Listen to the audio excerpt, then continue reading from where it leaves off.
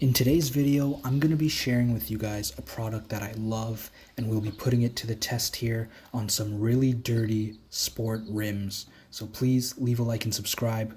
Lots of great content coming up.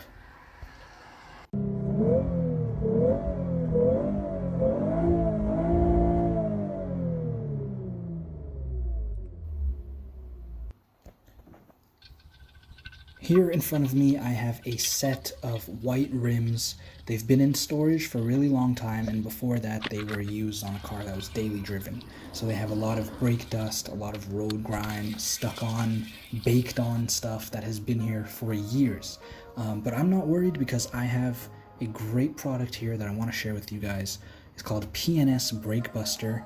It's something that I've been using for years in my detailing business, and honestly, it's one of those things that I can't go without. It's one of a very versatile chemicals that I have. It can be used on the outside of the car mainly, but also a couple things on the inside.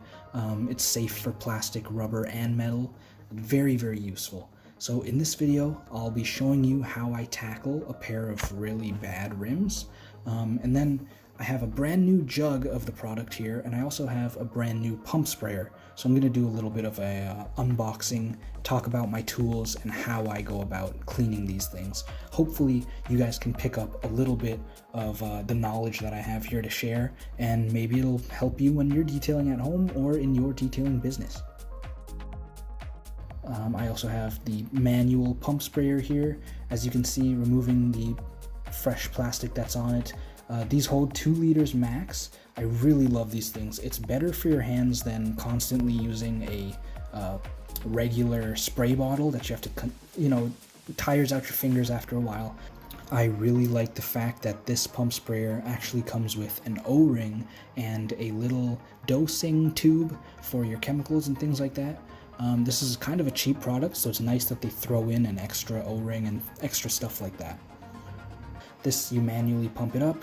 It sprays out not really like a foam, just a nice fan of liquid. You can get a separate foamer if you'd like. Those have their own uses, but I really like these pump sprayers. They work on a wide area. They hold a lot of product, so you're not constantly refilling or doing anything like that, wasting time on the job site. Usually how I would dilute my product here, I usually do 50-50 or a quarter of the product and then the rest water. On the back of the jug, they don't actually give you instructions on how to mix with water or dilute in any way. P&S wants you to use this straight into your bottle or straight onto the surface. In my experience though, this stuff is really powerful. So I'm able to cut it 50-50 with water, and it cleans and does what I needed to do most of the time. A little tip I can share with you guys: if you ever get frustrated because you're filling up your bottle and there's just bubbles everywhere, try to add your warm water first and then add your chemical product, and then cap it off and give it a good shake. This will stop all those bubbles from forming and will actually let you fill to the max capacity. And then you just stir it up or shake it up as you need it to activate that chemical. Once we've filled our pump sprayer jug and mixed it accordingly, for today's video I'm using a quarter dilution. I will also fill up a bucket full of warm water and a couple drops of the P&S Brake Buster.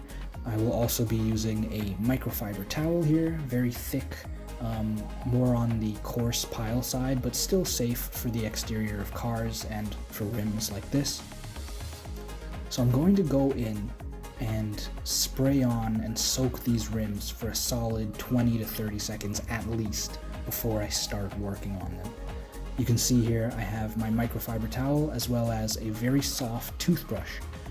So for the large surface area, we'll use the towel, and then for the little details, we'll go in with our toothbrush. As you can see here, after just a quick soak in this chemical, it's already breaking down this grime and this brake dust that is on these rims. You can see very quickly it just turns it to liquid, sort of melts it off.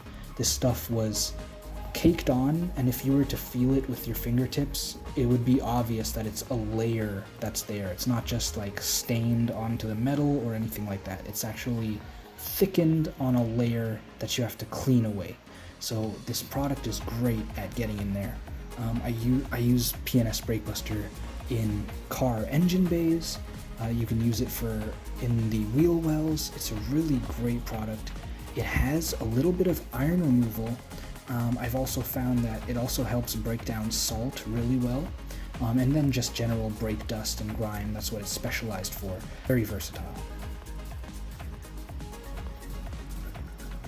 As we go along, I will be occasionally spraying off the surface, checking my work, making sure if I missed any corners or edges, reapply your chemical, and then work away with your toothbrush.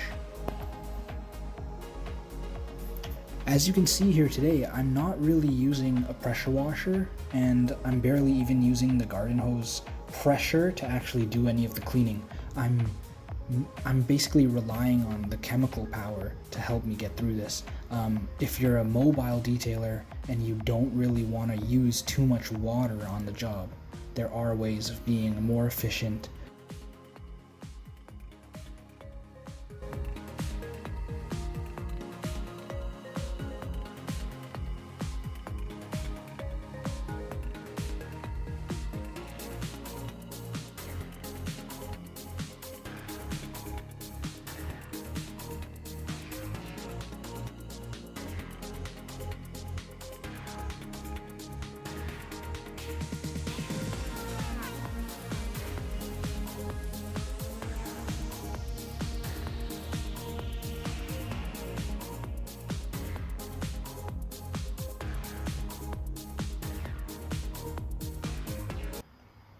Once we've finished up with the face of the rim and rinsed it down, gotten all that chemical off, we're going to flip onto the inside, the barrel of the rim.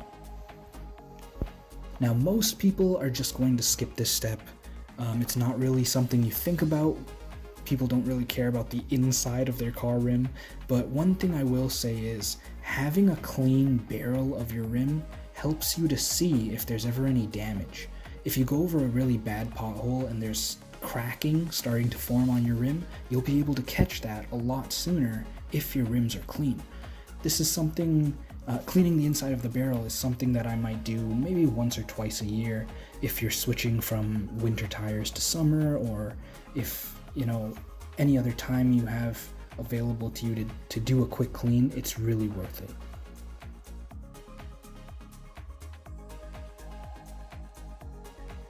The process on the back here is very much the same. Just let our chemical soak in and then put that toothbrush to work, getting rid of all this grime. If you're working in the open sun like I am out here, you're going to want to reapply your product or reapply some mist of water just to keep everything moist. If you let product dry on the paint, sometimes it could damage it.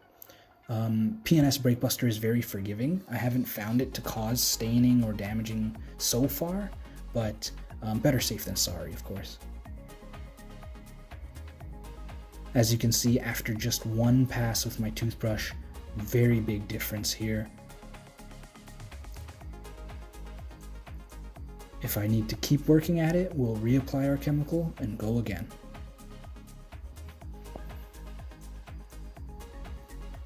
After everything is said and done, here we can compare how it started versus our end result. These are shining white rims. They look brand new again. Of course, there's a little bit of wear and tear from everyday use, but they look really, really good. You would not believe that they were in storage, covered in filth for how many years. All 4 of these rims are finished up. Hope you guys enjoyed the video today. Stick around for some extra bonus footage if you really like seeing that transformation. I've got a second rim here. Please leave a like and subscribe. New videos every Friday. Hope you guys can learn something. Keep detailing, stay fresh.